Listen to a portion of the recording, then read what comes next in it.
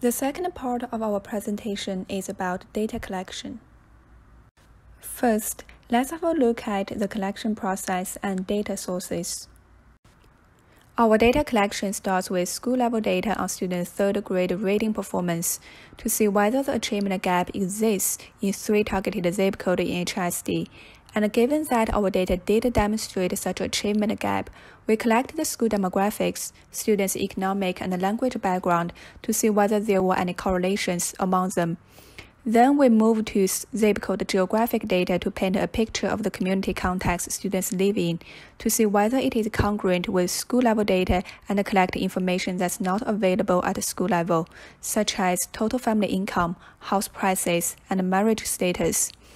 Based on these 2 sets of data, we conducted a case study in the end, focusing on the best performing school in each zip code to see what programs have been implemented to deal with unique challenges that schools are faced with. About our data sources, we utilized HISD annual STAR reports and school report cards to collect school-level data from 2016 to 2018. Reference USA and Social Explorer are used to collect data on community resources and social demographics. The case studies data is collected from HISD website and also school report cards. Our data visualization and analysis is done through SPSS and the Tableau.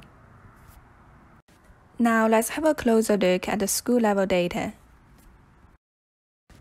As we can see, this chart shows us the percentage of students who met third-grade reading final recommended standard. We collected data from HISD annual STAR report and averaged out all public schools' performance data from 2016 to 2018 within each zip code to give an overview of how schools within that area were doing. As the graph shows, during the 3 years, schools in zip code 77007 near Memorial has the best performance, while schools in 77075 near Airport are slightly better than schools in 77004 near UH, but both zip code schools are much less performed than schools in 77007. Based on observations that there exists huge achievement gap among schools from different zip codes, we want to see whether data about school demographics and students' economic and language background can help us better understand the differences in achievements.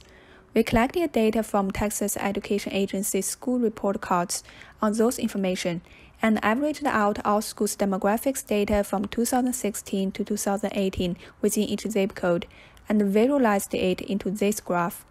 From left to right, we have 77004 zip code near UH, the worst performing zip code, being predominantly African American students.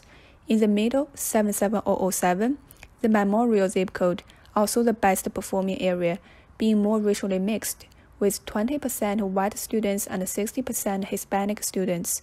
In the right, we have 77075, zip code near Airport, being predominantly Hispanic students. It's not surprising that schools' demographics are closely correlated with students' economic background and native language status. For schools in zip code 77004 near UH, also predominantly African American students, there is a very low percentage of ELLs but a high percentage of economically disadvantaged students. In 77007 Memorial zip code, which is more racially mixed, we can see it has a relatively low percentage of economically disadvantaged students and a middle-level second language learning percentage. For 77075 Airport zip code, as it's predominantly Hispanic students, we again see a high percentage of economically disadvantaged students and at the same time high ELL percentage. Based on school demographics and special group data, the performance gap between different zip codes seems rather understandable. We find even though all the schools are public schools in HISD, schools from different zip codes have unique challenges. Schools' unique challenges are often taken into consideration when district allocates the funding. Schools with more economically disadvantaged students and ELLs have more funding than those who do not. But we also notice that even though with a drastic increase in funding from 2016 to 2018, there is almost no increase in students' achievement levels or any sign of closing achievement gaps. So reading problem may be more entrenched in social problems than we think, and therefore